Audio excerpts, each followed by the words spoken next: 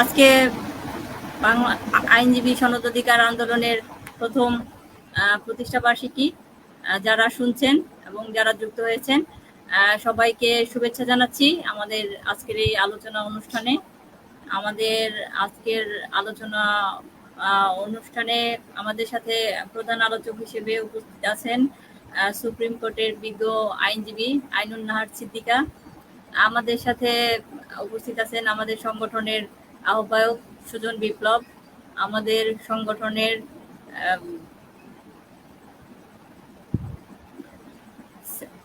সংগঠনের সদস্য সচিব কফিল উদ্দিন মোহাম্মদ। আমাদের সাথে উপস্থিত আছে শিক্ষার্থী আইনজীবী শিক্ষার্থী ইফাতারা নিপা। আমাদের সাথে আরো উপস্থিত আছেন একজন সাংস্কৃতিক সংগঠক, শিশু কিশোর সংগঠক মাহবুবুর রহমান শিপন। যারা উপস্থিত হয়েছেন সবাইকে শুভেচ্ছা জানিয়ে আমাদের আজকের অনুষ্ঠান শুরু করছি। আমাদের আজকের এই সংগঠনের প্রতিষ্ঠা কিভাবে হয়েছে, কেন হয়েছে, সেই সব বিস্তারিত আলোচনা করার জন্য অনুরোধ জানাচ্ছি সংগঠনের আহ্বায়ক সুজন বিপ্লবকে।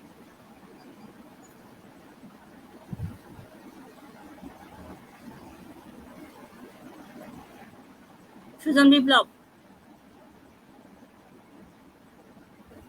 শুনতে পাচ্ছেন? ধন্যবাদ সঞ্চালক এবং উপস্থিত সহযোদ্ধা, প্রধান আলোচক, বিজ্ঞ আইনজীবী অ্যাডভোকেট আইনুন নাহার সিদ্দিকা সহ। শোনা যাচ্ছে? হ্যাঁ বলেন, শুনছি। হ্যাঁ আমি শুনতে পাচ্ছি, কিন্তু মনে হচ্ছে যে নেট প্রবলেম হচ্ছে কিনা। আপনার কথা আমরা ক্লিয়ার শুনতে পাচ্ছি, আপনি বলেন।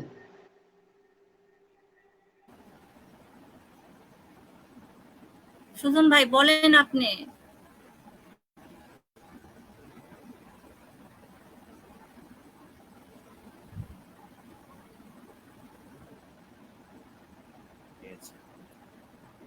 সুজন ভাইয়ের নেটওয়ার্কের সমস্যা মনে হয়।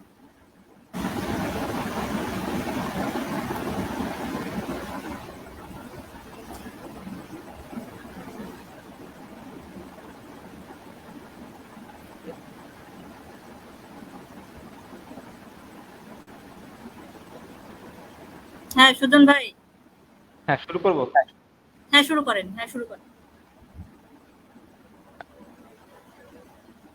আন্দোলনের বর্ষপূর্তি তথা আইনজীবী সনদ অধিকার আন্দোলনের প্রথম প্রতিষ্ঠা বার্ষিকী উপলক্ষে করোনা পরিস্থিতিতে আমরা আজকের এই ভার্চুয়াল সভায় সমবেত হয়েছি। আমাদের প্রধান আলোচক বিজ্ঞ আইনজীবী জনাব কামরুন নাহার সিদ্দিকা, উপস্থিত আছেন আলোচক হিসেবে খেলাঘর সংগঠক মাহবুবুর রহমান শিপন, উপস্থিত আছেন আমাদের পরিচিত মুখ, আমাদের আন্দোলনের অন্যতম সহযোদ্ধা, সংগঠনের সদস্য সচিব জনাব কপিল উদ্দিন মোহাম্মদ শান্ত সহ আমাদের আইন শিক্ষার্থী বন্ধু নিপা আপা এবং সঞ্চালক রুমি আক্তার সহ এই অনুষ্ঠানে, এই আয়োজনে যারা দেখছেন বা আমাদের বাইরে বিশাল সংখ্যক যে সহযোদ্ধা আইন ছাত্র, আইন শিক্ষার্থী সহ আমাদের এই আন্দোলনের সাথে সংহতি জানানো হাজারো মানুষ তথা বৃহত্তর জনসাধারণকে আমরা আমাদের প্রতিষ্ঠা বার্ষিকীর শুভেচ্ছা জানাই। আমি আজকে শুধু শুভেচ্ছা বক্তব্যের মধ্যে দিয়ে শেষ করব। আমাদের আরো আলোচক আছেন, তারা কথা বলবেন এবং আগামী দিনে যাতে এই আন্দোলন ত্বরান্বিত করা যায় সে কথাই বলবেন। তো প্রথমেই আমি বলতে পারি, আমাদের এক বছর খুবই সাকসেসফুল আন্দোলনের একটি বছর। কারণ করোনা পরিস্থিতিতে আমাদের সংগঠনের জন্মলগ্ন থেকে করোনা পরিস্থিতিতে আমরা পড়ি এবং এই করোনা পরিস্থিতির মধ্যেই আমরা আমাদের যে বিকল্প প্রস্তাবনা, আমরা জানি যে আইনজীবী অন্তর্ভুক্তিকরণের যে পদ্ধতি, সেই পদ্ধতিকে আমরা যুগ উপযোগী এবং বাস্তবসম্মত মনে করিনি। শুধু মনেই করিনি, আমরা এর বাইরে বিকল্প একটি লিখিত প্রস্তাব দিয়েছি, যা আইনজীবী সনদ আন্দোলনের ইতিহাসে আমাদের দেশে প্রথম সাংগঠনিক পদক্ষেপ। এই আইনজীবী সনদ অধিকার আন্দোলন আইন শিক্ষার্থী এবং আইন ছাত্রদের একটি সভা থেকে এই প্ল্যাটফর্মটি গঠিত হয় এবং জাতীয় প্ল্যাটফর্ম হিসেবে আত্মপ্রকাশ করে। আমরা পরবর্তীতে আমাদের দাবি জাতীয় পর্যায়ে সংবাদ সম্মেলনের মধ্য দিয়ে আমরা প্রকাশ করেছি এবং কর্মসূচি ঘোষণা করেছি। আমরা দফায় দফায় কর্মসূচি করেছি, স্মারকলিপি দিয়েছি, খোলা চিঠি দিয়েছি, top to bottom, bar council থেকে শুরু করে মন্ত্রণালয়, রাষ্ট্রপতি, প্রধানমন্ত্রী, আমরা খোলা চিঠি এবং স্মারকলিপি দিয়েছি, আমরা গণস্বাক্ষর করেছি, অনেকগুলো কর্মসূচি আমরা এই সময়ে করেছি। এবং কোভিড পরিস্থিতিতে জীবন জীবিকার যেখানে সংকট ছিল, সেখানে আমাদের মতো আইন শিক্ষার্থী এবং শিক্ষানবিশ আইনজীবীরা ব্যাপকভাবে ক্ষতিগ্রস্তের শিকার, ভয়ঙ্কর কোভিড পরিস্থিতির আমরা শিকার। সেইখানে দাঁড়িয়ে আমরা আমাদের দাবির যৌক্তিকতা এবং বক্তব্য আমরা কর্তৃপক্ষ বরাবর দিয়েছি, কিন্তু আসলে এই সময়ে আমরা ব্যাপকভাবে সংগঠিত হতে পারিনি, কারণ এই সময়ে বিশ্ববিদ্যালয়গুলো বন্ধ ছিল, আইন শিক্ষা প্রতিষ্ঠানগুলো বন্ধ ছিল এবং কোর্ট ক্যাম্পাসগুলো বন্ধ ছিল, যেখানে আমরা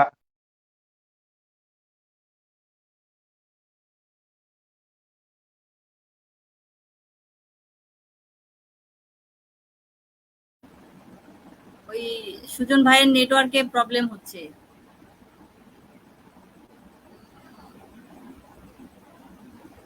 ভার্চুয়ালি আলোচনা অনুষ্ঠান করার এই হচ্ছে একটা সমস্যা, নেটওয়ার্কে।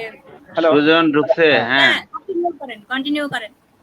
তো হ্যাঁ, আমাদের কোর্ট ক্যাম্পাস বন্ধ থাকায় আমরা আমাদের শিক্ষানবিশ বন্ধুদের সাথে ব্যাপক মাত্রায় যুক্ত হতে পারিনি, কিন্তু আমাদের আন্দোলনের লোকসংখ্যার অপ্রতুলতায় কিন্তু আমাদের আন্দোলনের যৌক্তিকতা কিন্তু হারিয়ে যায় না।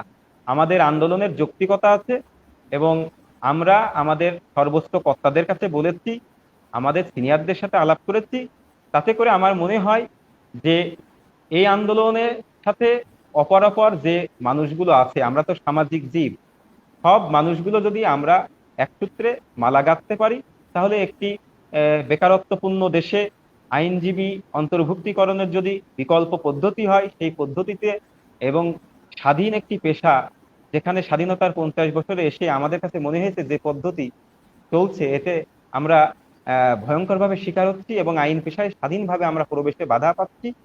এরকম জায়গা থেকে আমরা মনে করি যে আগামী দিনে আমরা আন্দোলন যাতে ত্বরান্বিত করতে পারি, সেই পরামর্শ আমাদের যে অতিথি আছেন তিনি দেবেন, গাইডলাইন আমাদেরকে দেবেন এবং আমাদের যুক্তিগুলো আরো যাতে শানিত হয় সে সমস্ত উপদেশ দেবেন। এই পরিস্থিতিতে আমাদের আজকের প্রতিষ্ঠাবার্ষিকী লড়াই জারি রাখার একটা প্রক্রিয়া, আমাদের আজকের এই অনুষ্ঠানও আমাদের সংগ্রামের অংশ। এবং আমি পুনর্বারও সবাইকে অভিনন্দন জানিয়ে আমার কথা শেষ করছি। জনাব সঞ্চালক মহোদয়, আপনি অনুষ্ঠান পরিচালনার দায়িত্বভার নিশ্চয়ই সঠিকভাবে পালন করবেন। ধন্যবাদ সবাইকে। ধন্যবাদ সুজন বিপ্লবকে। আমাদের সংগঠনের যে প্রতিষ্ঠা, সেই প্রতিষ্ঠাকালীন আমাদের যে ভাবনা, সেই ভাবনাগুলো আপনাদের সামনে তুলে ধরলেন। এখন আমি এই বিষয়ে আলোচনা করতে বলবো আমাদের হচ্ছে শিক্ষার্থী বন্ধু, আইন শিক্ষার্থী বন্ধু নিপা। নিপা, আলোচনা করার জন্য আপনাকে অনুরোধ জানাচ্ছি।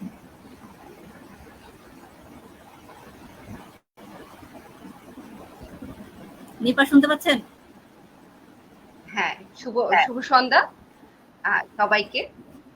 আজকে আসলে আমরা আইনজীবী সনদ অধিকার আন্দোলনের প্রতিষ্ঠাবার্ষিকী যে সবাই সম্মত হয়েছে এবং এই কমিটির সাথে যারা জড়িত আছেন সবাইকে সাধুবাদ জানাই যে এরকম একটা কমিটি আপনারা গঠন করেছেন, যেটা খুব দরকার আসলে আমাদের এই দেশে।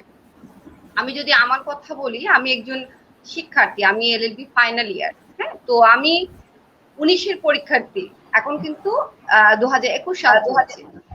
তো হ্যাঁ, আমি 19-এর পরীক্ষার্থী, আমি 21 সাল চলে যাচ্ছে, আমার কিন্তু পরীক্ষার কোনো খবর নাই। তো প্রতিনিয়ত হচ্ছে যে বার কাউন্সিলের যে সিস্টেমটা হচ্ছে ওরা চেঞ্জ করছে। আমি হয়তো এখন একটা স্পেশাল টাইম, আমরা প্যান্ডেমিক সিচুয়েশনে চলছি, কিন্তু সব সময় এরকম হয়ে থাকে। সেক্ষেত্রে দেখা যাচ্ছে পরীক্ষা ডিলে করছে, বছরে প্রতি বছরের পরীক্ষা প্রতি বছর দিচ্ছে না।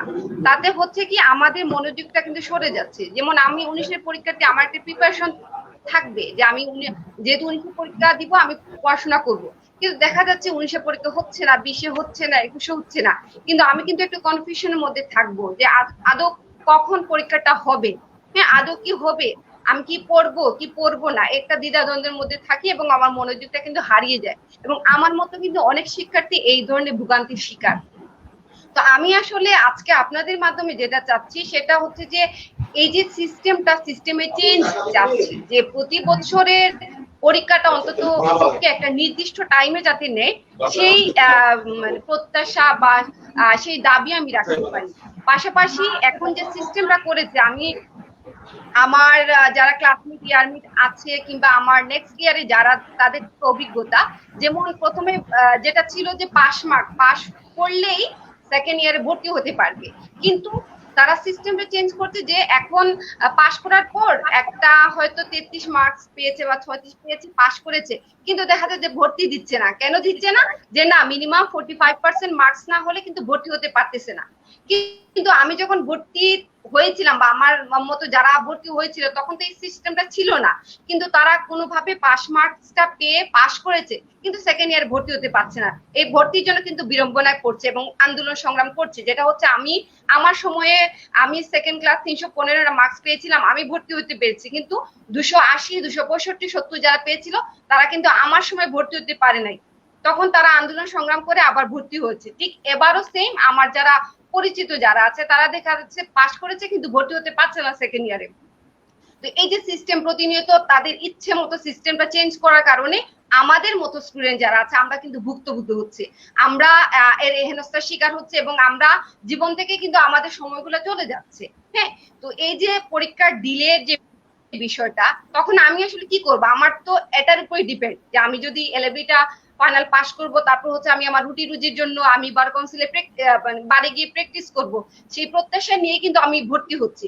কিন্তু যখন দেখছি যে আমার পরীক্ষাটা হচ্ছে না, এই বছর হচ্ছে না, আগামী বছর হচ্ছে না, তারপরের বছর হচ্ছে না, আমি আসলে আমার ভবিষ্যৎটা অনিশ্চিত হয়ে পড়ছে। তখন আসলে আমি আমার জীবনের সিদ্ধান্তটা কি নিব, যে আমি কি করব, আমি কোথায় যাব, আমি কি এই দিকটায় থাকবো নাকি অন্য দিকটায় দেখবো। যে এই যে আমরা একটা দ্বিধাহীন জীবনে আছি, পাশাপাশি আমাদের বয়সটা কিন্তু বেড়ে যাচ্ছে, তো আমরা আসলে হতাশায় ভুগছি এবং সেক্ষেত্রে দেশে কিন্তু আসলে বেকারত্ব বাড়ছে। আরেকটা পয়েন্ট আমি বলতে চাই, যেটা হচ্ছে যে প্রতি বছর যে ছাত্রছাত্রীরা যে ভর্তি হচ্ছে, সেটা যাতে একটা নির্দিষ্ট একটা ইয়েতে থাকে, মানে নির্দিষ্ট একটা টাইম থাকে এবং নির্দিষ্ট একটা পাস মার্কস থাকে। হ্যাঁ, এটা যাতে দিলে না হয় সেই দাবিটা রাখছি। পরবর্তী যদি আমার কথা বলার সুযোগ থাকে তাহলে আমি আরো কিছু হয়তো বলবো। ধন্যবাদ সবাইকে। আচ্ছা, ধন্যবাদ নিপা। আসলে আমরা যারা শিক্ষানবিশ আইনজীবী আছি, আমাদের জীবনযাপন খুবই আসলে কষ্ট, বা আমাদের কষ্টকর জীবনযাপন করি। মানে আমি একটা জিনিস ভাবি যে আমাদের যদি বার কাউন্সিল রেগুলার পরীক্ষা নেয়, সিস্টেমেটিক্যালি সনদ দেয়, তাহলে তো সরকারের কোনো হচ্ছে ক্ষতি নাই। কারণ আমাদের যদি সনদ দেয় তাহলে আমাদের তো ট্যাক্স দিতে হয় সরকারকে, এই বছরে বছরে একটা ফি আমরা দিব, তো সেটা তো সরকারের লাভ। এই এই এই বিষয়টাও হচ্ছে সরকার ভাবতে পারে। এই এই পর্যায়ে আমি কথা বলার জন্য অনুরোধ জানাচ্ছি সাংস্কৃতিক কর্মী, খেলাঘর সংগঠক মাহবুবুর রহমান শিপন। হ্যালো, কথা শোনা যাচ্ছে তো না? হ্যাঁ, শুনতে পাচ্ছি, বলেন। আচ্ছা, আজকের সবার সহযোদ্ধা সভাপতি এখানে উপস্থিত আছেন সুপ্রিম কোর্ট। হ্যালো, শুনতে পাচ্ছি। হ্যাঁ, আমাদের এখানে উপস্থিত আছেন সুপ্রিম কোর্টের সিনিয়র আইনজীবী এবং আইনজীবীদের সংগঠক গণতান্ত্রিক আইনজীবী সমিতির অন্যতম কেন্দ্রীয় নেতা আইনুন্নাহার সিদ্দিকী লিপি আপা, অন্যান্য বন্ধুরা, সবাইকে শুভেচ্ছা জানাচ্ছি। আসলে যে বিষয়টা নিয়ে এখানে আজকে আলোচনাটা হচ্ছে, আপনারা একটা সংগঠন করেছেন আইনজীবী সনদ অধিকার আন্দোলন, এবং আজকে হচ্ছে এটার প্রথম বর্ষপূর্তি, 1 বছর হয়েছে এই সংগঠনের। তো আসলে এই জাতীয় সংগঠন, সাংগঠনিক কাজ আমরা আসলে ছাত্র অবস্থাতে ছাত্রদের নানান বিষয় আশয় নিয়ে আমরা আন্দোলন করেছি। কিন্তু এটা একটা দুঃখজনক বিষয় যে আমাদের দেশে যারা আইনজীবী হবে, একাডেমিক কিছু রেগুলারিটিস ব্যাপার আছে আর কি। যেমন আমরা ম্যাট্রিক পরীক্ষা যারা দেই, প্রতি বছর দিই, ইন্টারমিডিয়েট পরীক্ষা দেই, প্রতি বছর দিই, ম্যাট্রিক থেকে ইন্টারমিডিয়েট, অনার্স, মাস্টার্স এই জায়গাগুলোতে যাই। কিন্তু এই যে আইনজীবীদের এই বিষয়টা নিয়ে আন্দোলন করতে হইতেছে যে তাদের যে সনদের যে পরীক্ষাটা এটা যাতে নিয়মিতভাবে হয়, নিয়মিতভাবে এটা হচ্ছে না। এটা একটা রাষ্ট্রীয় অব্যবস্থাপনা। তা এবং এইটার পরিপ্রেক্ষিতে যেটা দেখা যাচ্ছে যে মানে তাদের কিছু বিষয় সেটা হচ্ছে নিশ্চয়তার মধ্যে নাই। সে এলএলবি কমপ্লিট করছে কিন্তু তার সনদ নাই, তাহলে সে কারোর সাথে যদি জুনিয়র হিসেবে কাজ করে কিভাবে করবে, হ্যাঁ, তার সিনিয়র তাকে কি পারিশ্রমিক দিবে, এই কোনো বিষয়গুলাই হচ্ছে যে এখানে কি বলবো, ওই স্বীকৃত কোনো পন্থার মধ্য দিয়ে নাই আর কি। তার মধ্যে আবার এই পরীক্ষাগুলো হচ্ছে যে নিয়মিত ভিত্তিতে হচ্ছে না। তো যাই হোক, আমি হচ্ছে যে মানে এই আন্দোলনের প্রতি আমার সমর্থন ব্যক্ত করছি এবং এই আন্দোলনটা অব্যাহত থাকুক এবং তারা জয়যুক্ত হোক, এই আশাবাদ ব্যক্ত করে আমি আমার কথা শেষ করছি। সবাইকে ধন্যবাদ।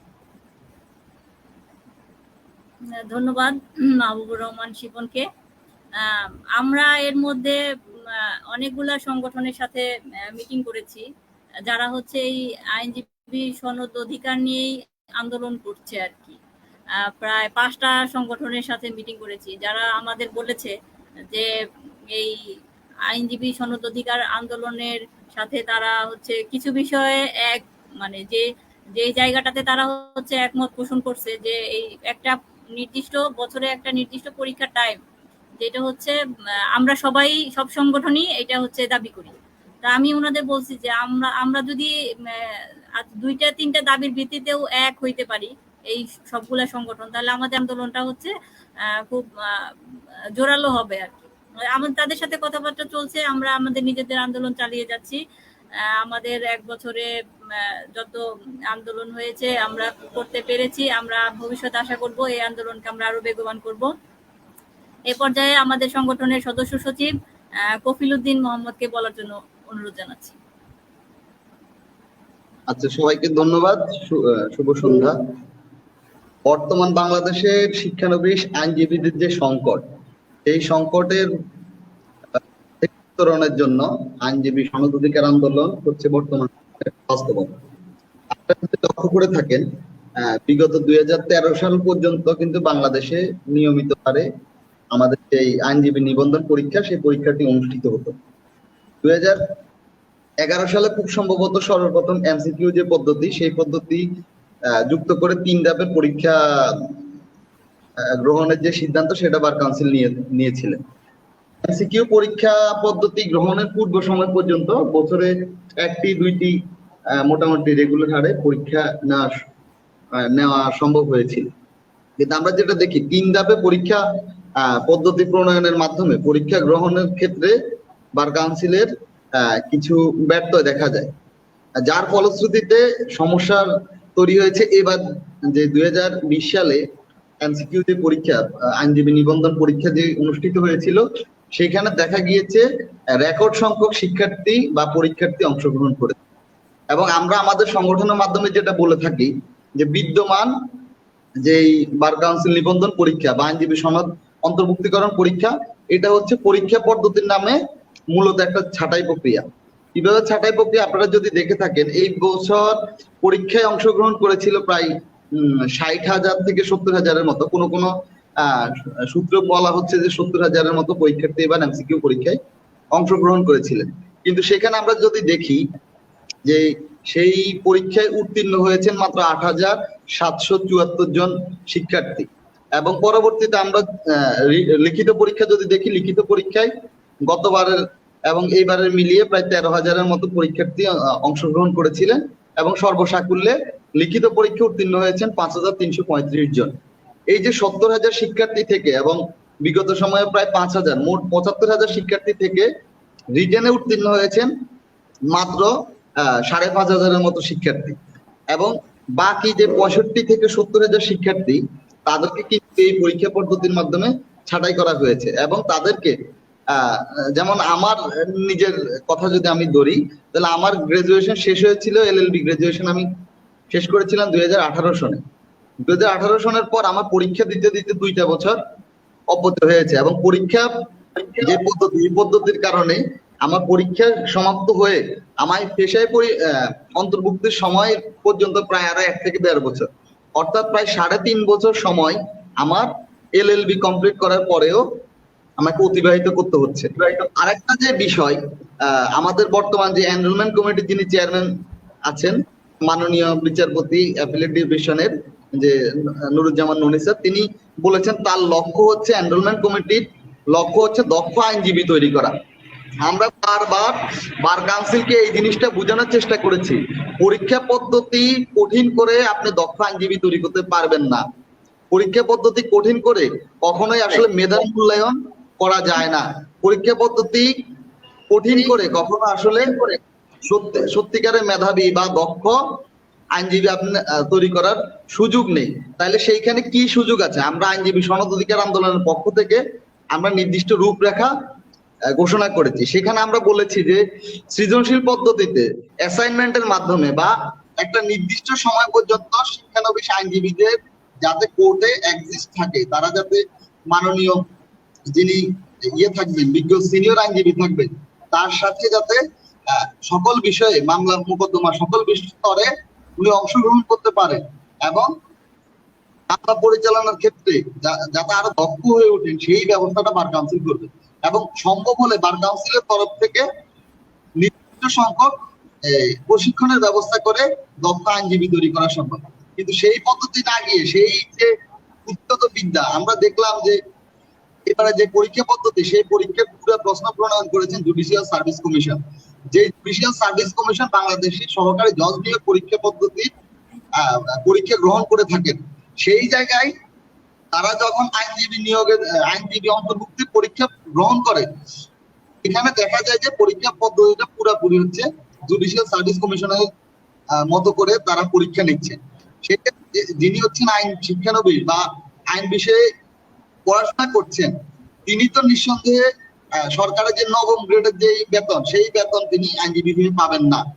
এবং আমরা এই বছর যারা আমরা পরীক্ষা দিয়েছি, আমরা পরীক্ষা পদ্ধতি ধরন দেখে আমরা যেটা প্রথমে হোঁচট খেয়েছি, সেটা হচ্ছে আমরা বিগত সালে যে বার কাউন্সিল পরীক্ষা, সেই পরীক্ষার প্রশ্নের প্যাটার্ন দেখে আসলে আমরা প্রস্তুতি নিয়েছিলাম। এর সাথে বিগত পরীক্ষার প্রশ্নের খুব একটা মিল কোথাও খুঁজে পাওয়া যায় নাই।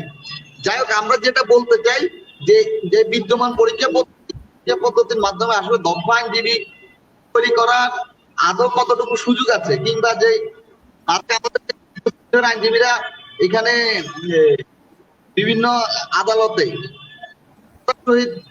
আইন পেশায় যুক্ত হয়েছেন, তারা কতটুকু কঠিন পদ্ধতির মাধ্যমে পরীক্ষা দিয়ে আইন রাখতে চাই। দ্বিতীয় আরেকটা হচ্ছে পরীক্ষা পদ্ধতি, বার কাউন্সিল পরীক্ষা পদ্ধতি কঠিন না করে যারা আইনজীবী হওয়ার স্বপ্ন নিয়ে এলএলবি পাস কোর্সে ভর্তি হন, তাদের যে ইউনিভার্সিটি বা তাদের যে শিক্ষা প্রতিষ্ঠানে ভর্তি পদ্ধতি, সেই যদি কঠিন করা হয়, যেমন একজন শিক্ষার্থী, আমার ধারণা, আমার জানা মতে যে তারা জাতীয় বিশ্ববিদ্যালয়ে এলএলবি পাস কোর্সে ভর্তি হন, তারা চাইলে খুব সহজে একটা কলেজে আসন সংখ্যা হতে পারে, সেখানে তাকে ওইভাবে কোনো ভর্তি পরীক্ষায় অংশগ্রহণ করতে হয় না। পাবলিক বিশ্ববিদ্যালয়গুলোতে তাদেরকে একটা কঠিন বৈতরণী পার হয়ে তাদেরকে ইউনিভার্সিটিতে ল ডিগ্রি নিতে হয়। কিছু কিছু বেসরকারি বিশ্ববিদ্যালয়েও এই ধরনের ব্যবস্থা প্রচলিত আছে, কিন্তু বাংলাদেশে ব্যাঙের ছাতার মতো গজিয়ে ওঠা বেসরকারি বিশ্ববিদ্যালয়গুলোতে প্রায় 59টা বেসরকারি বিশ্ববিদ্যালয় বর্তমানে আইন বিষয়ে পড়াশোনা করানো হচ্ছে। এই 59টা বিশ্ববিদ্যালয়ের মধ্যে কয়টা বিশ্ববিদ্যালয় তার যে ভর্তি পদ্ধতি বা আইন শিক্ষার্থী হিসেবে যে শিক্ষার্থীকে ভর্তি করাচ্ছেন, সেই পদ্ধতি তিনি কতটুকু কঠিনতর ভাবে নিচ্ছেন, সেটা দেখার বিষয়। যদি এই বিষয়গুলো দেখা যায় এবং পাস কোর্সে ভর্তির বিষয়ে যদি কঠোরতা আরোপ করা হয়, যে কেউ চাইলে পাস করতে আসলে ভর্তি হইতে পারবেন না। ভর্তি হইতে হলে তাকে নির্দিষ্ট পরীক্ষা পদ্ধতির মাধ্যমে ভর্তি হইতে হবে। সেই পদ্ধতি যদি অনুসরণ করা হয় তাহলে বার কাউন্সিলের আমার ধারণা 3 মেয়াদে 3 ধাপে তার আসলে পরীক্ষা নেওয়ার কোনো প্রয়োজনীয়তা নেই। যেহেতু যে শিক্ষার্থী ভবিষ্যতে আইন পেশায় আসবেন তিনি ইতিমধ্যেই একটা কঠিনতর পরীক্ষার মাধ্যমে তার শিক্ষা জীবন শুরু করেছেন, এবং যেই বার কাউন্সিলের যেই এডুকেশন বোর্ড রয়েছেন সেই এডুকেশন বোর্ড যদি তদারকি করেন যে কোন বিশ্ববিদ্যালয়ে কি সিলেবাসে পড়াশোনা করা হচ্ছে, সেটা আদতে একজন আইন শিক্ষার্থী ভবিষ্যতে আইন পেশায় যাওয়ার জন্য উপযোগী কিনা, বা আইন পেশায় আদতে তার প্রয়োজন আছে কিনা। যেমন আমাদের দেশে ট্রট আইন পড়ানো হয় বিভিন্ন ইউনিভার্সিটিতে, বিভিন্ন কলেজগুলোতে, কিন্তু ট্রট আইনের আদতে কোনো বাংলাদেশে কার্যকারিতা আছে কিনা। কিন্তু সেই জায়গায় যদি আপনি এখন নারী শিশু যে নির্যাতন দমন আইন, যে আইনটা আছে, এই আইনটা পড়ানো হয় না, কিন্তু আপনার বাস্তবিক প্রয়োগের ক্ষেত্রে এই আইনটা আপনার জন্য খুবই বাঞ্ছনীয়। তাহলে এই ধরনের আইনগুলো পড়ানো উচিত। আর দ্বিতীয়ত আমি যে জিনিসটা বলতে চাই, আমি সময় সংক্ষিপ্ত কারণে দ্রুত সময় করার চেষ্টা করছি, সেটা হচ্ছে আমরা দেখে থাকি যে বার কাউন্সিলের একটা নিয়ম বা প্রবিধি আছে, সেটা হচ্ছে শিক্ষানবিশ মেয়াদকাল হবে 6 মাস। এখন একজন শিক্ষার্থী সে যখন বার কাউন্সিলের অদক্ষতার কারণে, অযোগ্যতার কারণে এবং উদাসীনতার কারণে তাকে হচ্ছে 3 বছর 4 বছর শিক্ষানবিশ সময়কাল শেষ করতে হচ্ছে, তাহলে এই দায় কে নিবে? এই দায় অবশ্যই বার কাউন্সিলকে নিতে হবে। এবং সেই সাথে বলতে চাই যে বার কাউন্সিলের যে বিদ্যমান 6 মাস শিক্ষানবিশ কাল, সেই 6 মাস শিক্ষানবিশ কাল রেখে প্রতি 6 মাস অন্তর অন্তর পরীক্ষা নিয়ে আমাদেরকে যারা আমরা আইন শিক্ষানবিশ আছি তাদেরকে পেশায় অংশগ্রহণের ব্যবস্থা করে দিবেন। আর একটা বিষয় বলে আমি শেষ করব, আপনারা জেনে থাকবেন যে আইনজীবী পেশাটা হচ্ছে একটি স্বাধীন প্রফেশন, এবং সেই প্রফেশনের জন্য আমাকে রাষ্ট্রীয়ভাবে কোনো অর্থকরী বা আমাকে কোনো বেতন ভাতা প্রদান করা হয় না। কিন্তু আপনারা দেখে থাকবেন একমাত্র যে নিবন্ধন পরীক্ষাগুলো আছে, আইনজীবী নিবন্ধন পরীক্ষা কিন্তু কোনো প্রতিযোগিতামূলক পরীক্ষা নয়। এখানে মানে আমার কোনো আসন সংখ্যা সীমিত নাই যে আমার 100 জন পরীক্ষা, 100 জন আসন আছে, 100 জন আইনজীবী, বাকি যারা পাশ করবে তাদেরকে আমি নিব না, এইরকম কোনো বিধান নাই। অর্থাৎ যারা পাশ করবে তারা সবাই আইনজীবী হিসেবে অন্তর্ভুক্ত হইতে পারবে। কিন্তু আমরা দেখে থাকি যে বর্তমান বিদ্যমান যেই নিবন্ধন পরীক্ষাগুলো আছে, সেই নিবন্ধন পরীক্ষাগুলোর মধ্যে সবচেয়ে কঠিনতর পরীক্ষা পদ্ধতি, 3 ধাপের পরীক্ষা পদ্ধতি একমাত্র আইনজীবী নিবন্ধন পরীক্ষার মধ্যেই অন্তর্ভুক্ত আছে। আমরা আইনজীবী সনদ অধিকারের পক্ষ থেকে শুরু থেকে, আইনজীবী সনদ অধিকারের প্ল্যাটফর্মের শুরু থেকে আমরা বলে আসছি যে বিদ্যমান যে পরীক্ষা পদ্ধতি, এই পরীক্ষা পদ্ধতি সংস্কার করতে হবে, এবং এই পরীক্ষা পদ্ধতির মাধ্যমে আইন শিক্ষার্থীদের যে ছাঁটাই প্রক্রিয়া, সেই ছাঁটাই প্রক্রিয়া বন্ধ করতে হবে। এবং দ্বিতীয়ত, আমাকে যেহেতু রাষ্ট্রীয়ভাবে কোনো বেতন ভাতাই প্রদান করা হচ্ছে না, আমরা যারা মানবেতর জীবনযাপন করছি এই কালীন সময়ে যতগুলো প্রফেশন আছে, আমাদের তো এখানে সিনিয়র আইনজীবী আছেন, আমাদের সবার প্রিয় লিপি আপা, যারা আইন রেজিস্টার্ড আইনজীবী, নিবন্ধিত আইনজীবী আছেন, তাদেরকে তো বার কাউন্সিল থেকে পুনর্দনা দেওয়া হয়েছিল, সেটা যত ন্যূনতমই হোক, তারা কিছুটা আর্থিক সহযোগিতায় করোনাকালীন সময় পেয়েছেন। কিন্তু আমাদের বিজ্ঞ সিনিয়র আইনজীবীরা কখনো কি খোঁজ নেওয়ার চেষ্টা করেছেন, কখনো কি জানতে চেয়েছেন আসলে শিক্ষানবিশ আইনজীবীরা তারা আসলে কিভাবে এই করোনাকালীন সময় জীবনযাপন করছে? আমাদের যারা সিনিয়র আইনজীবীরা রয়েছেন তারা যদি একটু আন্তরিক হন, তারা যদি একটু বার কাউন্সিল তো আমাদের আইনজীবীদের সংগঠন, বার কাউন্সিল আইনজীবী নিয়ন্ত্রণকারী সংগঠন, বার কাউন্সিল হচ্ছে বাংলাদেশ আইনজীবীদের নিবন্ধনকারী সংগঠন। সেই ক্ষেত্রে বার কাউন্সিলই একমাত্র মানে আইনজীবীদের সুযোগ সুবিধা বার কাউন্সিলের সিনিয়র আইনজীবীদেরকে দেখতে হবে। হাইকোর্ট বা সুপ্রিম কোর্ট অ্যাপিলেট ডিভিশনের কোনো বিচারপতি আসলে আইনজীবীদের দুঃখ দুর্দশা বুঝবেন না। বার কাউন্সিলের যিনি সচিব আছেন, একজন দায়রা জজ, উনি কখনো আইনজীবীদের দুঃখ বুঝবেন না। কিন্তু আমাদের বার কাউন্সিলের যে 14 জন মেম্বার যারা নির্বাচিত হয়ে আসেন, সেই 14 জন মেম্বার নিঃসন্দেহে আমাদের আইনজীবীদের সমস্যা বুঝবেন, আমাদের শিক্ষানবিশদের সমস্যা বুঝবেন। কেননা আমাদের আজকে যারা বিজ্ঞ সিনিয়র আইনজীবী তারাও একসময় শিক্ষানবিশ ছিলেন, তারাও এই সময়টা পার করে এসেছেন।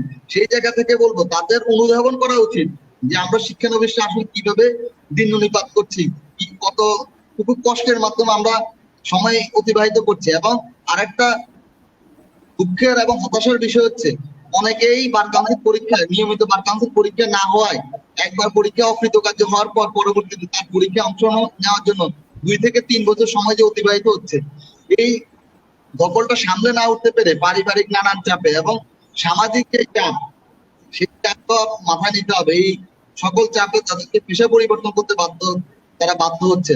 হয়তো বলা যায় না যে আমরা হয়তো এই যে যারা ঝরে পড়ছেন তাদের মধ্যে হয়তো বিজ্ঞ সিনিয়র আইনজীবী আব্দুল বাসুদ মজুমদার স্যারের মতো কেউ সিনিয়র আইনজীবী হতে পারতেন, গরিবের আইনজীবী হতে পারতেন, হয়তোবা জেডাই খান পান্না স্যারের মতো দক্ষ আইনজীবী হতে পারতেন, অথবা আমিনুদ্দিন স্যারের মতো একজন দক্ষ আইনজীবী যিনি বাংলাদেশে এখন বর্তমানে সর্বোচ্চ আইন কর্মকর্তা, এরকম হতে পারতেন। কিন্তু আমরা তাদেরকে সুযোগ না দিয়ে এই যে বার কাউন্সিল ছাঁটাই প্রক্রিয়ার মাধ্যমে পেশা পরিবর্তন করতে শিক্ষানবিশদের বাধ্য করছেন, সেই দায়টা বার কাউন্সিলকে অবশ্যই নিতে হবে।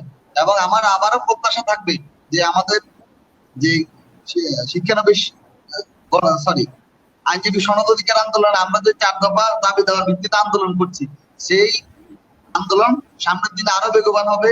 সামনে হয়তো আমরা যে করোনা পরিস্থিতি পার করছি, সেই পরিস্থিতি হয়তো কিছুটা উত্তরণ হবে এবং আমরা আরো কঠিনতর আন্দোলন করতে পারবো এবং বার কাউন্সিলকে আসলে বাধ্য করতে পারবো যে তার যে বিদ্যমান পরীক্ষা পদ্ধতি, সেই পরীক্ষা পদ্ধতি আসলে কোনোভাবেই শিক্ষানবিদের পক্ষে যায় না।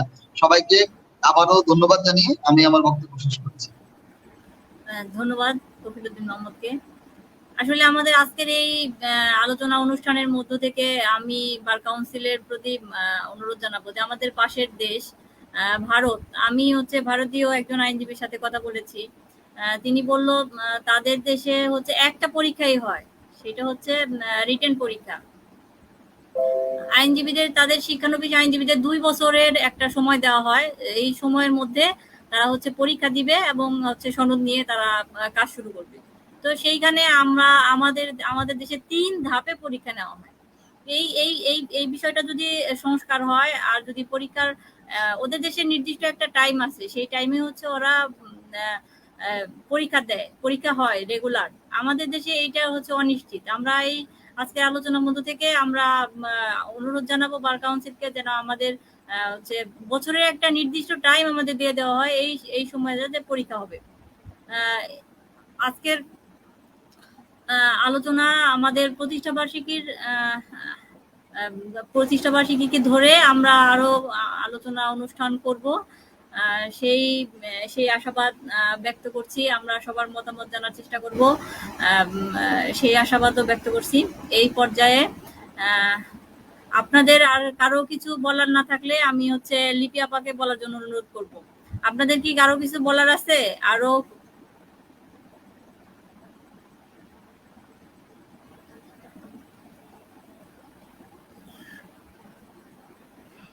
এই ঠিক আছে।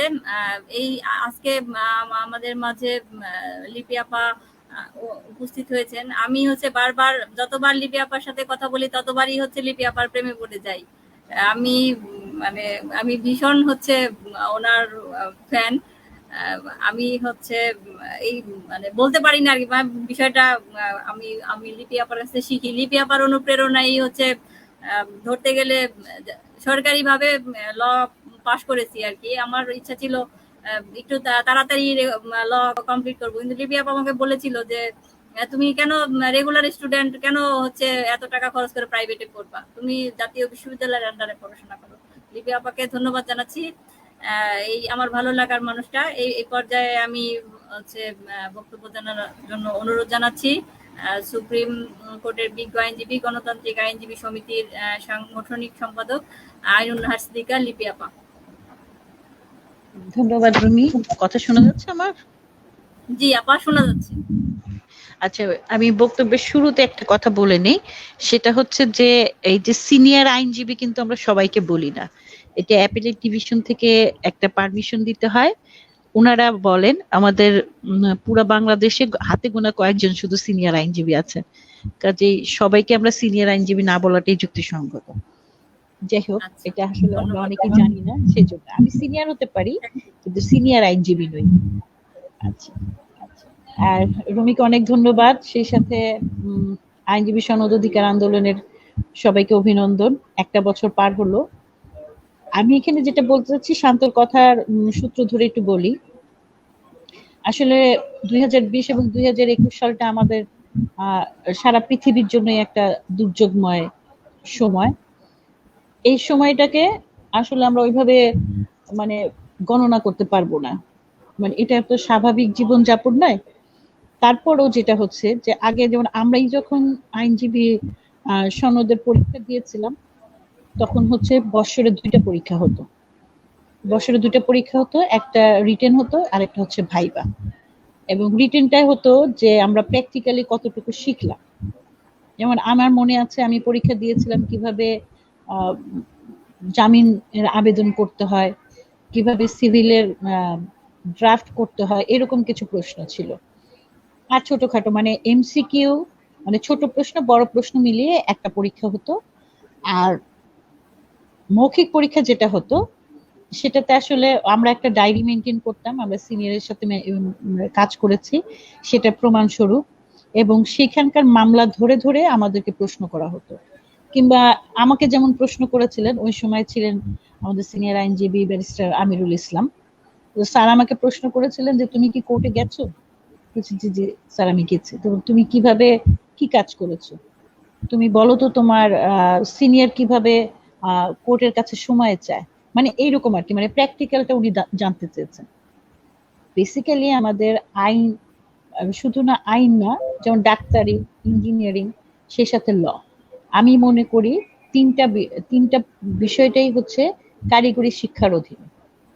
কারণ আমি যখন প্রথম প্রফেশনে আসি, যখন প্রথম প্র্যাকটিস শুরু করি, আমি কিছু জানতাম না, কিন্তু আমি পড়ে এসেছি। আমি এমন না যে না পড়ে এসেছি কিংবা বই দেখে পরীক্ষা দিয়েছি, নট দ্যাট। আমাদের সময় থেকে অনেক কড়াকড়ি ছিল, যথেষ্ট পড়াশোনা করেছি, পুঁথিগত বিদ্যা আমার কোনোটাই কম ছিল না। কিন্তু যখন প্র্যাকটিক্যালি আমি প্র্যাকটিস করতে এলাম, তখন অনেক কিছুই আমি জানতাম না। সেটা সিনিয়রের সাথে ঘুরে ঘুরে কিভাবে আমাকে সমন লিখতে হবে, কিভাবে সমন বাঁধতে হবে, কিভাবে আরজি বাঁধতে হবে, এগুলি একদম প্র্যাকটিক্যালি। মানে আমাদের সিনিয়ররা বলতো আগে মুহুরি হও তারপরে উকিল হবে, মানে মুহুরির কাজটা আগে শিখো তারপরে তুমি উকিল হতে পারবে। এটা আমাদের সিনিয়রদের ছিল, মানে ওনার পিছে পিছে ফাইল টানা, এগুলি কাজ করতাম। মানে পুরোপুরি একটা ক্লার্কের কাজ আগে শিখেছি, তারপরে আমি মামলা মুভ করতে শিখেছি। এটা হচ্ছে পুরোটাই প্র্যাকটিসের উপরে। আমাদের বন্ধু বান্ধব ছিল যারা ব্যারিস্টারি পড়ে এসছে, কিন্তু সে কোর্টের কোনো কিছু জানে না। এটা আমি নিজে প্র্যাকটিক্যালি দেখেছি। আমি যত শিখবো, এমন অনেক ব্যারিস্টার আছে যে অনেক মানে বিশাল বড় ব্যারিস্টার নামে, কিন্তু প্র্যাকটিক্যালি উনি আসলে সব বিষয়ে যে জানেন তা না, কিছু বিষয়ে ওনার কমতি আছে। আবার অনেকে আছেন যে খুব সাধারণভাবে একজন সাধারণ লয়ার, অ্যাডভোকেটশিপ পাশ করে উনি প্র্যাকটিস করছেন কিন্তু অনেক বড় হয়ে গেছে। যেটা যেমন আমাদের আমিন ভাই, এমন আমিনুদ্দিন আমাদের অ্যাটর্নি জেনারেল, কিংবা আমাদের পান্না স্যার, যেটা এখানে পান্না, ওনারা তো ব্যারিস্টার না, কিন্তু ওনারা বিশাল, আমাদের বলতে বলবো যে মহিরুহ আইনজীবীদের মধ্যে। এটা তো পুরোপুরি প্র্যাকটিস। আমি যদি প্র্যাকটিস করতে না পারি, আমি ভালো আইনজীবী হব না, এটা কখনোই সম্ভব না। আমি অনেক পড়াশোনা করলাম, অনেক ভালো পরীক্ষা দিলাম, আমি ফার্স্ট ক্লাস ফার্স্ট হলাম, কিন্তু আমি প্র্যাকটিসে নেই, আমি কখনোই ভালো আইনজীবী হতে পারবো না। এটা একদম ধ্রুব সত্য। সেই ক্ষেত্রে আমি মনে করি যে এই যে সংগঠনটার একটা বিশাল একটা প্ল্যাটফর্ম হয়েছে, তারা এখন একটু কথা বলতে পারে। ভবিষ্যতে যেটা এই সংগঠন করতে পারে সেটা হচ্ছে যে পরীক্ষা পদ্ধতিটা, আমরা পরীক্ষা পদ্ধতি নিয়ে কথাবার্তা বলছি, সেটার একটা গাইডলাইন আমরা আমাদের নেতাদেরকে দিতে পারি। যেমন শান্ত যেটা বললো যে একটা সেশন জাজ জুডিশিয়ারি থেকে এসে বাই কাউন্সিলের হিসাবে আছেন, উনি তো আসলে আমাদের কষ্টটা বুঝবেন না যে 4 বছর ঢাকা বারে, তখন ঢাকা বারে লিফটও ছিল না বিল্ডিং গুলিতে, 4 তলা 8 তলায় দিনের মধ্যে 40 বার ওঠানামা করা, সকাল 10টা থেকে বিকাল 5টা পর্যন্ত একটা শিক্ষানবিশ আইনজীবী, এটা যে কতটুকু, মানে কতটা পরিশ্রম। যে আমরা বলি যে মাটি যারা কাটে, যারা ইট ভাঙে, আমি তো মনে করি তাদের চেয়ে আমাদের আইনজীবীদের কষ্ট কোনো অংশে কম না। তো মাথার ঘাম পায়ে ফেলে আমাদেরকে আমাদের প্র্যাকটিসটা শিখতে হয়। তারপরেও যে আমরা সবাই খুব ভালো করি, খুব ভালো থাকি, কিংবা অনেক টাকা আমাদের আর্ন হয়, নট দ্যাট। এই প্র্যাকটিসটা শিখতে গেলে আমাদের অনেক সময় লাগে। একদিনে কেউ ভালো আইনজীবী হয় না। এমনও অনেক শুনেছি, আমরা যখন প্রথম প্রফেশনে আসি বলছি যে 20 টাকা উকিল। 20 টাকার উকিল মানে সে যে শুরুতে যেমন ছিল 20 বছর পরেও তেমনই আছে, ইমপ্রুভ করতে পারি, হয়তো তার অন্য কোনো কাম ছিল। এমনও হয় আমাদের। এই এই যে প্র্যাকটিসটা হচ্ছে বিশাল একটা ব্যাপার। সেক্ষেত্রে বার কাউন্সিলের এই যে ছাঁটাই পদ্ধতি, আমি আপনাদের সাথে একেবারে একমত, 100% একমত, যেটা আসলে একটা ছাঁটাই পদ্ধতি। এটা কোনোদিনই হতে পারে না। 4 বছর একটা ছেলে অনার্স করবে, তারপরে আরেকটা বছর পরে মাস্টার্স, পুরা 5টা বছর শেষ করে সে যখন প্র্যাকটিসে আসবে, তার এমসিকিউ, তার রিটেনের তো দরকার নাই। সে তো আইন সম্বন্ধে জেনে এসছে। জানতে হবে সে প্র্যাকটিসে কতটুকুই আছে, সে তার সিনিয়রের সাথে কতটুকু কাজ করতে পেরেছে। এটাই হচ্ছে মূল কথা। সেই ক্ষেত্রে আমি মনে করি যে আপনারা একটা গাইডলাইন তৈরি করতে পারেন, যেটা আমাদের নেতাদেরকে দিতে পারেন, যে আমাদের পরীক্ষা পদ্ধতির এটা একটা আমরা গাইডলাইন ভেবেছি, আপনারা এটা চিন্তা করেন। মানে শুধু তো আন্দোলন তো শুধু এমন না যে মানবো না বলাই তো আর হয় না। আন্দোলন এমনও হতে পারে যে আমরা একটা গাইডলাইন দিলাম, আমরা বললাম যে এই পদ্ধতিতে আপনারা পরীক্ষা নিতে পারেন, অমুক লোককে আমাদের বার কাউন্সিলে নিতে পারেন। আমাদের লয়ারদের সনদ পরীক্ষা কেন জুডিশিয়ারি থেকে প্রশ্ন হবে? জুডিশিয়ারি ওরা কি জানে, কতটুকু জানে আমাদের কষ্ট? 6 মাস কিংবা 1 বছর আমরা যে সিনিয়রের সাথে কাজ করি, সে কাজের যে কি খাটনি, সেটা তো ওনারা জানেন না। ওনারা কোনোদিন এটা বুঝতে পারবেন না। সকাল 9টার থেকে শুরু করে অনেক এমনও আছে সকাল 8টার সময় চেম্বারে যেতে হয়, রাত 12টা পর্যন্ত চেম্বারে কাজ করতে হয়। হয়তো সারা এই যে 12টা ঘন্টা 18 ঘন্টা শ্রম দিল, সেক্ষেত্রে সিনিয়র হয়তো তাকে ওই দিন কোনো টাকাই দিল না, তার রিক্সা ভাড়াটাও দিল না, কিন্তু তারপরেও তাকে যেতে হয়। এমন অনেক জুনিয়র আছে যে সিনিয়রের চেম্বারে পায়ে হেঁটে যাচ্ছে, পায়ে হেঁটে আসছে, সারাদিন এক গ্লাস পানিও হয়তো খেতে পাইনি। এই খাটনিটা তো জুডিশিয়ারি বুঝবে না। কেন জুডিশিয়ারি আমাদের পরীক্ষা প্রশ্নপত্র রেডি করবে? প্রশ্নপত্র রেডি করে আমাদের কি লয়ারদের কমতি পড়েছে? আমাদের সিনিয়র, আমাদের অভিজ্ঞ আইনজীবী কি কম? আমরা করতে পারি। এই বিষয়গুলি নিয়ে একটা গাইডলাইন নিয়ে আমি মনে করি যে বার কাউন্সিলের নেতাদের সামনে আপনাদের দেওয়া উচিত, যে আমরা এই পদ্ধতি মানি না, আমরা চাই এই পদ্ধতিটা আপনারা অ্যাপ্লাই করে দেখবেন। আর ওভারঅল আমাদের দেশের শিক্ষা ব্যবস্থাটাই আসলে কি বলবো, যে এটা আসলে মানে শিক্ষা ব্যবস্থা বলতে আমাদের দেশে আসলে কিছু নেই। অবস্থা দৃষ্টে আমাদের দেশের শিক্ষা ব্যবস্থা বলতে কিছু নেই। এটা তো আমরা সেই ছাত্র জীবন থেকে আন্দোলন করে আসছি, আমাদের এখনো সেই আন্দোলন রয়ে গেছে, আমাদের ছেলেমেয়েরাও সেটা করছে। যতদিন পর্যন্ত আমাদের গন্তব্য যেতে না পারবো ততদিন পর্যন্ত আমাদের আন্দোলন করে যেতে হবে। তার মাঝেও কিছু কিছু ক্ষেত্রে আমরা এই উন্নতিটুকু চাচ্ছি, এই উন্নয়নটুকু চাচ্ছি। সেক্ষেত্রে শিক্ষাজীবী সনদ অধিকার আন্দোলনের নেতা কর্মীদেরকে আমি অভিনন্দন জানাই। তাদের 1 বছর পূর্তিতে তারা অনেকটাই সফল হয়েছে। এর মধ্যে আমি অ্যাটর্নি জেনারেলের কাছে একবার গিয়েছিলাম, রুমি ছিল মনে হয় সাথে, না? আমরা গিয়েছিলাম একটা মত বিনিময় সভা করার জন্য। হ্যাঁ, তখন তো উনি সোজাসুজি যে কথাগুলি বলেছিলেন, তোমরা জানো আমি প্রতিবাদ করেছিলাম। তোমরা আবার সেরকম একটা উদ্যোগ নিতে পারো, যে সব সিনিয়রদেরকে মানে আগে ওই মানে গাইডলাইনটা রেডি করো, এমন ভাবে যে তুলনামূলক ভাবে যে ইন্ডিয়া কিভাবে পদ্ধতি নিচ্ছে একদম শুরু থেকে, যে আমাদের আইনের শিক্ষা ব্যবস্থাটা কি হবে, আইন শিক্ষাটা আমরা কিভাবে নিব। তারপরে আমরা এত বছর পড়লাম, 5টা বছর আমরা সে প্রাইভেটেই পড়ি আর পাবলিক ভার্সিটিতেই পড়ি, পড়তে তো হচ্ছে। 5টা বছর আমার ওখানে যাচ্ছে। অন্যান্য সাবজেক্টের এরা 5 বছর পড়াশোনার পরেই চাকরি পাচ্ছে, মাস গেলে বেতন পাচ্ছে। আমি আইনজীবী সনদ পাওয়ার 5 বছর পরেও আমি মান্থলি কোনো অ্যামাউন্ট পাবো কিনা আমি জানি না। এটা তো পুরাই আনসার্টেন। আমার অভিজ্ঞতার উপরে, আমার প্র্যাকটিসের উপরে, আমার কর্মকুশলতার উপরে ডিপেন্ড করবে যে আমি আসলে কতটুকু কি করতে পারবো।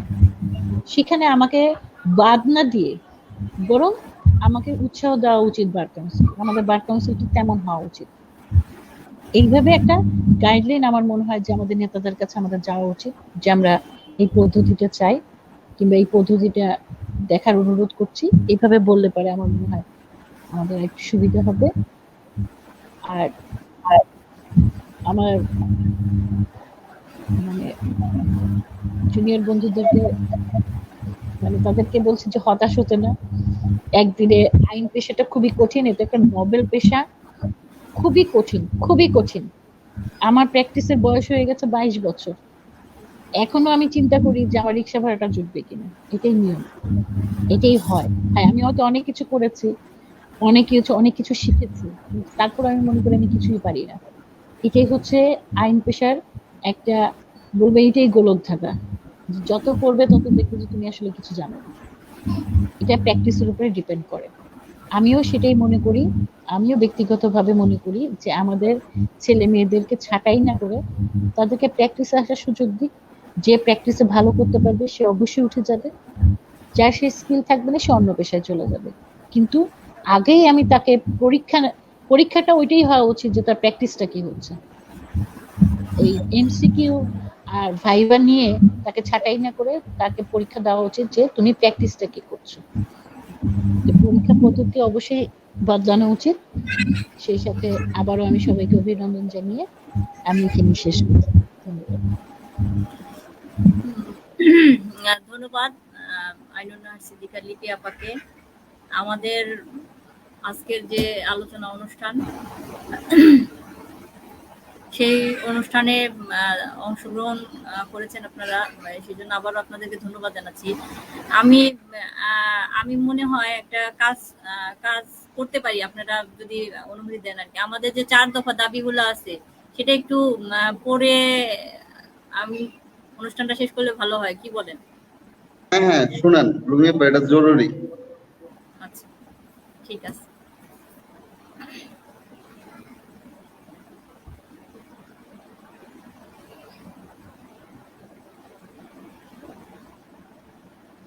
আচ্ছা, আমি পড়বো না শান্ত আপনি পড়বেন? করেন, আমার কাছে তো নাই সামনে না। আচ্ছা আচ্ছা, ঠিক আছে, থ্যাংক ইউ।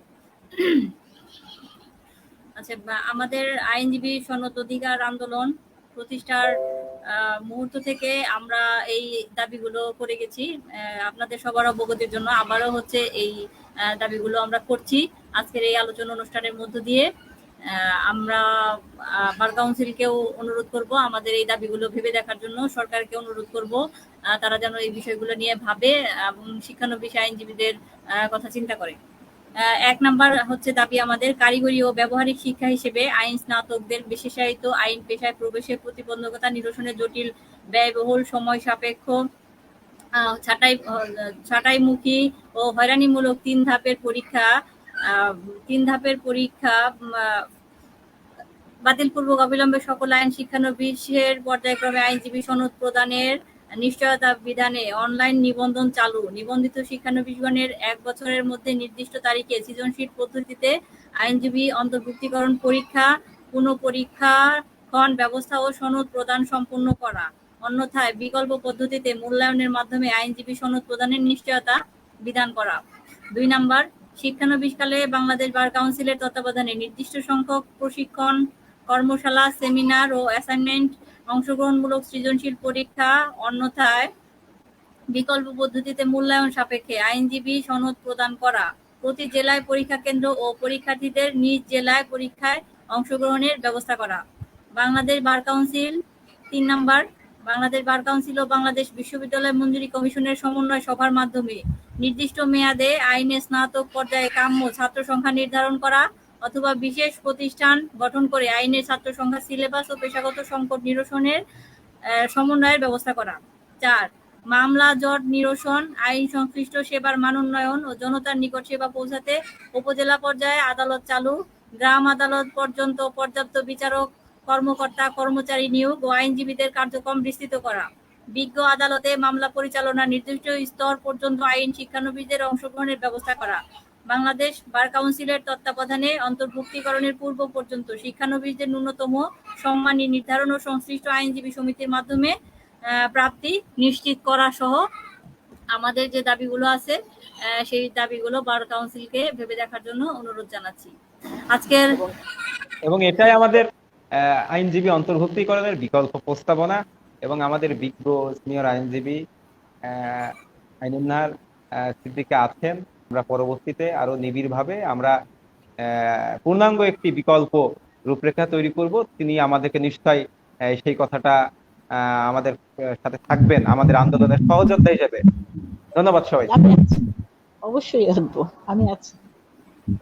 আচ্ছা, আমি একটু বলতে চাই, বলেন। এটা হচ্ছে লিপি আপা যেটা বললেন, আমরা চাইলেই আমিনুদ্দিন স্যারের কাছে যেতে পারি, কিন্তু বার কাউন্সিলের বর্তমান অবস্থা এমন যে বার কাউন্সিলের যিনি চেয়ারম্যান তিনি হচ্ছেন পদাধিকার বলে চেয়ারম্যান, অ্যাটর্নি জেনারেল পদাধিকার বলে চেয়ারম্যান, এবং বার কাউন্সিলটা একটা স্বায়ত্তশাসিত প্রতিষ্ঠান হইলেও পুরোপুরি চলতেছে আমলাতান্ত্রিক অবস্থায়।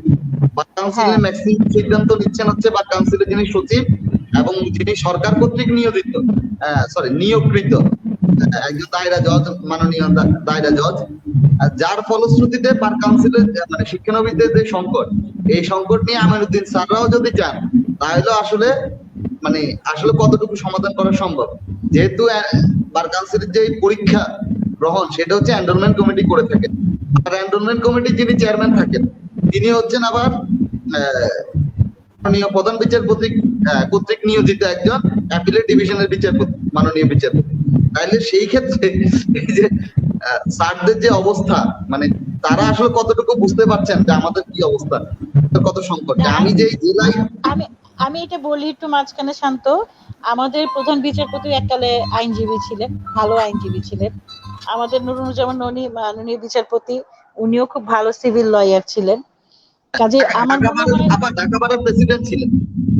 হ্যাঁ, আমার মনে হয় যে শুধু বার কাউন্সিলের চেয়ারম্যানকে না, আমার প্রধান বিচারপতিকেও একটা স্মারকলিপি দেওয়া যেতে পারে এই দাবিগুলি নিয়ে, কিংবা বিকল্প পদ্ধতিটা নিয়ে।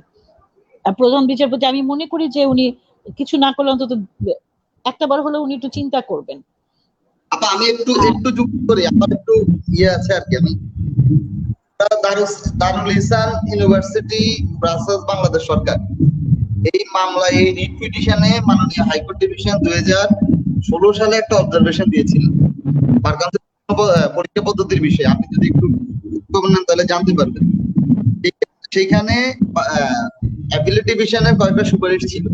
সেই সুপারিশের মধ্যে অন্যতম একটা ছিল যে পরীক্ষায় যারা অংশগ্রহণ করবেন সেই পরীক্ষা অংশগ্রহণকারীদের বয়সসীমা নির্ধারণ করে দেওয়া, এবং সেটা 40 বছর করার জন্য বলা হয়েছিল। আর দ্বিতীয়ত, যদিও আমি এটা ব্যক্তিগতভাবে এটার সাথে একমত না, কারণ পেশায় কে কখন অংশগ্রহণ করবে এটা আসলে তার ফান্ডামেন্টাল রাইটস এর মধ্যে। আর একটা বিষয় হচ্ছে যে সিলেবাস সংক্রান্ত একটা বিষয় বলা হয়েছিল। বার কাউন্সিলের যে এডুকেশন এন্ড এথিক্স কমিটি, সেই কমিটি আসলে এই সিলেবাসটা প্রণয়ন করে থাকে। এই বিষয়গুলো যদি একটু তারা দেখে তাহলে আসলে পরীক্ষা পদ্ধতিটা কঠিন না করেও অনেক কিছু করা যায়। সেই জায়গায় আমি একটু আপনার কাছে জানতে চাই আর কি, আমরা আসলে অনেক কিছু বুঝি না, তো আমরা আসলে জুনিয়র। আমাদের বার কাউন্সিলে যেহেতু পূর্বতন সময়ে 2 বার পরীক্ষা নিতেন, এবং বার কাউন্সিল একটা স্বায়ত্তশাসিত প্রতিষ্ঠান, যেখানে বার কাউন্সিলের ইলেকশন থেকে শুরু করে পরীক্ষা গ্রহণ ছাড়া বাকি সবকিছুই টাইমলি হচ্ছে। সেই জায়গায় আমরা কি মাননীয় হাইকোর্ট ডিভিশনের শরণাপন্ন হতে পারি কিনা যে পরীক্ষা গ্রহণের জন্য একটা নির্দেশনা চেয়ে আর কি, যে এই সময়ের মধ্যে পরীক্ষা নিতে হবে, বা এরকম বার কাউন্সিলকে মাননীয় হাইকোর্ট ডিভিশন নির্দেশ দিতে পারেন কিনা?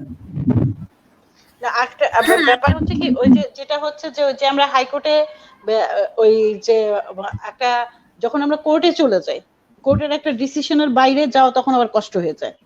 হ্যাঁ, যেমন একটু ধরে দিছে 40 বছর হইতে হবে, এখন এই 40 বছর যেহেতু অ্যাপিলেট ডিভিশন বলে দিছে, সেখানে আমরা কিন্তু আর এটার বাইরে আর কি যেতে পারছি না, কারণ অ্যাপিলেট ডিভিশনের ডিসিশন এটা একটা আইনের মতো। আমার কাছে মনে হয় যে সবকিছু নিয়ে আগেই না গিয়ে আগে আমরা চেষ্টা করি। 40 বছর ডিসিশন না, ওটা অবজারভেশন। অবজারভেশনটাই অনেক সময় ডিসিশন হয়ে যায়, এখন ওটাই মেনে নিচ্ছে। হ্যাঁ, তো এই যে একটা যদি অবজারভেশন কিংবা একটা ডিসিশন দিয়ে দেয় কোর্ট, তখন ওটার বাইরে যাওয়া যায় না। কাজে চট করে কোর্টে না গিয়ে আমরা আগে আমাদের যারা নেতারা আছে তাদের সাথে কথা বলি, আলাপ করি, ওনারা কতটুকু কি করতে পারে। যেমন চিফ জাস্টিসকেও আমরা বলতে পারি যে আপনি এই জিনিসগুলো করতে পারেন। এমনকি এনরোলমেন্ট কমিটিতে আছেন ননী সাহেবকেও গিয়ে আমরা কথা বলতে পারি। কারণ উনি যেহেতু নিজে লয়ার ছিলেন, উনি জানেন। কাজে আমাদের এই সুযোগগুলি আছে আর কি, আমরা আলাপ আলোচনা করে, কোর্টটা হচ্ছে তো সবচেয়ে শেষে, আদালত তো হচ্ছে একেবারে শেষ খুঁটি, আর আদালত একটা ডিসিশন দিয়ে দিলে তখন তো সেখান থেকে নড়া যায় না, তাই না? ওই জন্য আগে আমরা ওনাদের সাথে কথা বলি, কারণ ওনারাও তো একসময় আইনজীবী ছিলেন, ওনারা আমাদের কষ্টটা বুঝবেন, দুঃখটা বুঝবেন, বিষয়টা নিয়ে চিন্তা করবেন, ওনাদেরও নিশ্চয়ই কোনো যুক্তি আছে। তো সেই হিসাবে আমি মনে করি যে আগে একটু আলোচনা করে নেওয়াটা বেটার। রুমি আপা, আরেকটা দাবি যুক্ত করা উচিত, এই যে আমরা শিক্ষানবিশদের অগ্রাধিকারের ভিত্তিতে করোনার টিকা দেওয়া উচিত, এই দাবিটা সামনে আনা উচিত আর কি। মানে আইনজীবীদের টিকা দিচ্ছে অগ্রাধিকারের ভিত্তিতে বার থেকে, কিন্তু শিক্ষানবিশদের আসলে আমরা দেখছি যে আমাদের যে বিজ্ঞ সিনিয়র আইনজীবী, মানে আমি সিনিয়র ওই অর্থে বলছি না, লিপি আপা যেটা বলছেন ওই অর্থে সিনিয়র বলছি না, আমার যিনি সিনিয়র মাস্টার তাকে তো আমি সিনিয়রই সম্বোধন করবো না। আমি ওটা জানি যে সুপ্রিম কোর্টের কয়েকজন আইনজীবীকে সিনিয়র আইনজীবী বলা হয়, যারা হচ্ছে আদালত কর্তৃক নির্ধারিত, কিন্তু আমরা সিনিয়র বলতে ওই হিসাবে যে আমার মাস্টার বা আমার সিনিয়র, আমার সিনিয়র বললেও অসুবিধা নাই, কিন্তু সিনিয়র আইনজীবী বললে একটু সমস্যা, কথার মধ্যে তো ভেজা। আমরা তো কথা আমাদের কৌশলী, আমরা তো কৌশলী। জি জি, আমাদের বিকজ লার্নেড সিনিয়র আইনজীবীরা তারা হচ্ছে অনেক সময় দেখা যায় যে কোর্টে যান না, কারণ আমি যে চেম্বারটাতে কাজ করি আমার সিনিয়র হচ্ছে কোর্টে যাচ্ছেন না, কিন্তু আমাকে ঠিকই কোর্টে যাইতে হচ্ছে। তার মানে উনি কিন্তু অগ্রাধিকারের ভিত্তিতে টিকা পেয়েও কোর্টে যাচ্ছেন না, আর আমি টিকা না পেয়েও আমাকে কোর্টে যাইতে বাধ্য হইতেছে। তাহলে এই জায়গায় আমাদের যারা আমরা শিক্ষানবিশ আইনজীবী আছেন, আমাদের ম্যাক্সিমাম যেমন ঢাকা বারে শিক্ষানবিশ আইনজীবীদের কার্ড প্রদান করা হয়েছিল, কিংবা যারা ইন্টিমেশন জমা দিয়েছে তারা তো রেজিস্টার্ড সিনিয়র শিক্ষানবিশ আইনজীবী, এরকম যারা অন্তত ইন্টিমেশন দিয়েছেন সেই ইন্টিমেশনের কপি দেখে তাদের যাতে টিকা প্রদান করা হয়, এরকম একটা আমার মনে হয় দাবি উত্থাপন করা যাইতে পারে আর কি। হ্যাঁ, এটা একটা ভালো দাবি, এটা করতেই পারো এখন তোমরা।